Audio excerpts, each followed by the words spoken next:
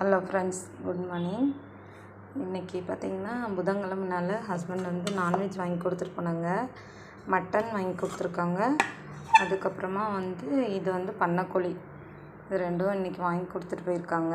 நான் வந்து இப்போ மத்தியானத்துக்கு எனக்கு சப்பாத்தி குருமாலாம் இருக்கிறனால நான் வந்து சமைச்சிட்டு இது நைட்டுக்கு தான் நாங்கள் சாப்பிடுவோம். பிள்ளைங்க வந்தாங்கன்னா ஈவினிங் சாப்பிடுவாங்க.